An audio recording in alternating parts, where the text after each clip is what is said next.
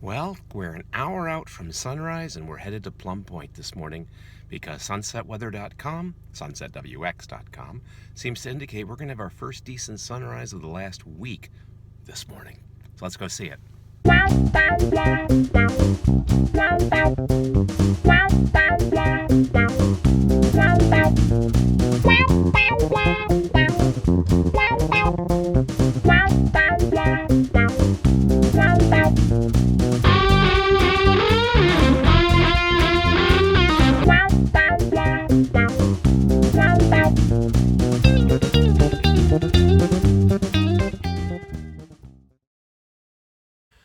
Well, here I am at the, is that Kowawese? I actually don't know the correct pronunciation of it.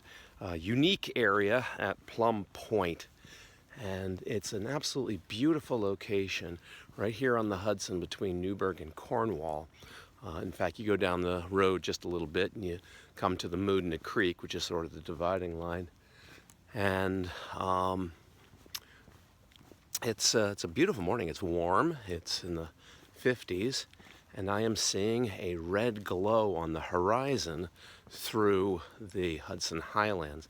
So what I'm doing is I'm just going to walk down here to the beach and see what this morning gives us. It looks like there's already starting to be a bit of a glow. There's little breaks in the clouds. So this could be really good. So what I'm going to do is I'm going to set up. I think I might try for a long exposure shot, maybe a couple of minutes, and see what kind of motion I can get. But I need to find a nice location where I can get a good foreground.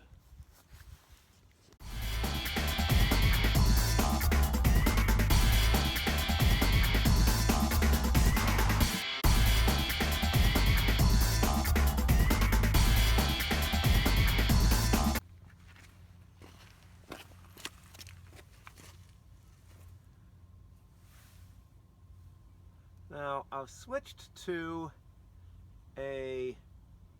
my wide-angle lens, my 10-24, and I'm doing a long exposure shot here. We're starting to get a little bit of color on the left side of the clouds here, in addition to the color down on the horizon. Let's see. Oh yeah, that's lovely. The great thing about this camera is that my darks are underexposed, but I can bring that back up a little bit.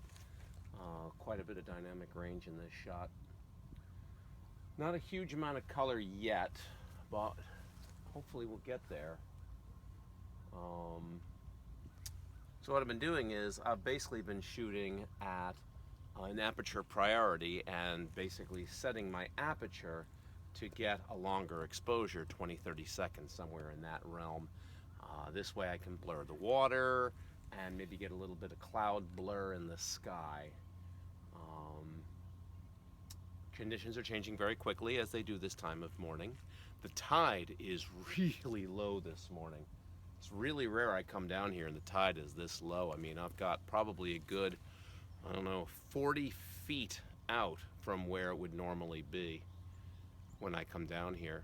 Lots of things are exposed that aren't always exposed. I'm gonna come over here, get this shot of Cornwall with a leading line of the gravel beach leading into the shot. There's still leaves on the trees up here. We still have some color. And there's a car just pulling into the parking lot. I'm wondering if that's Frank. Now they're going up to the top.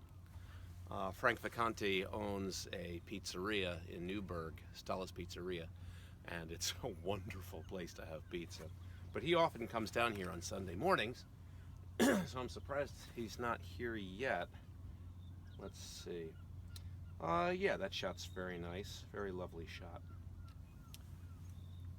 We're starting to get a little bit more light in the sky. Not a tremendous amount of color though. It's still very washed out, especially for being this close to sunrise.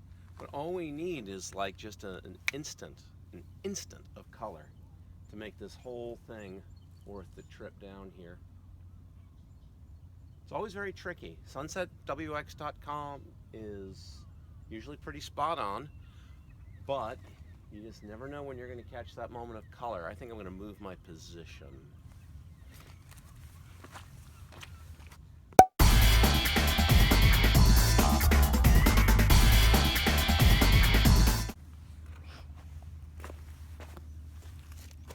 When the tide goes out here, you have to be very careful with the rocks because they're incredibly slimy. So wearing boots is a must. We have some lovely pastel pink in the sky right now. It looks like most of the action is going to be up towards the north-northwest.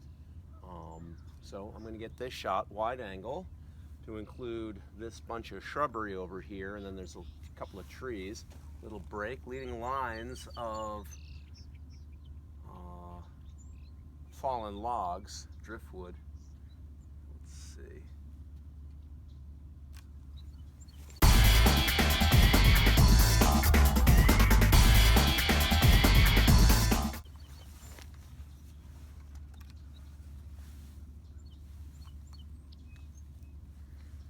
Now I'm going to start taking bracketed exposures. The light is very, very tricky at this point.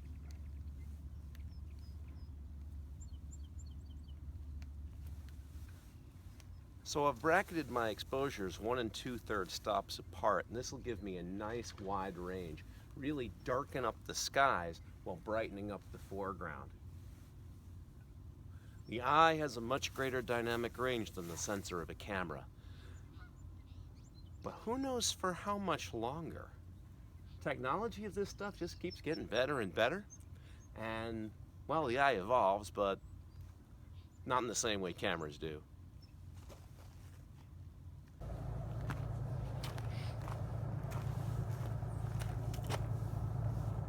Metro North train's coming across the Hudson. Well, it's not coming across the Hudson, it's across the Hudson. Loud. Anyway, I got a great perspective here. I've never shot from this location, but then again, like I said, the tide is really far out this morning. Oh, somebody's coming with a dog. We're starting to get some real color. Let's get this thing. Oh yeah. That's what I'm talking about. All right, there we go. We'll set my manual focus. Oh yeah.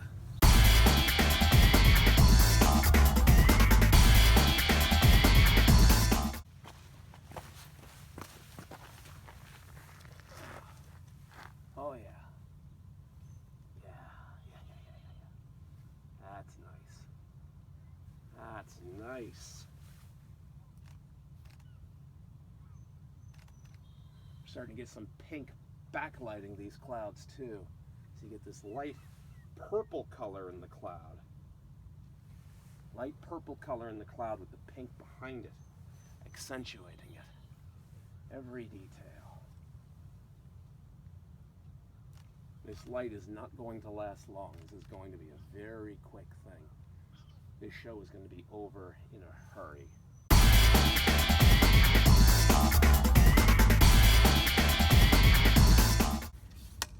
Drop down a little bit. Oh, the freight train's coming from Cornwall.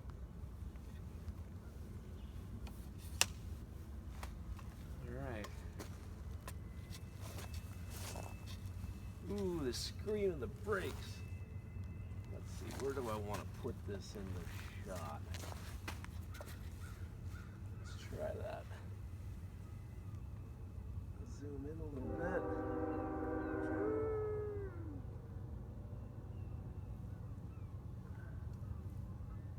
I'm not super thrilled with that composition.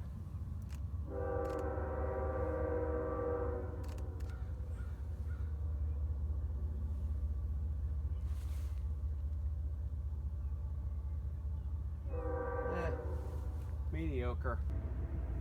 Basically, at this point, I'm at f20. I'm about 3.5 feet away from that thing. And I have, at f20 and as wide out as I am, I've basically got this entire field of view to work with.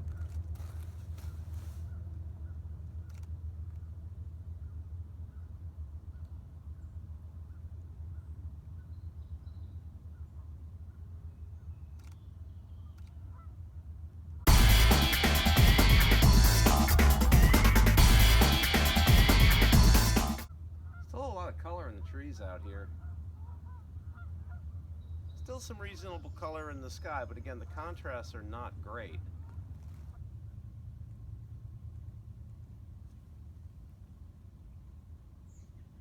Drop my exposure compensation dial. That ought to do it. Oh yeah. Some nice last minute color. That's very lovely.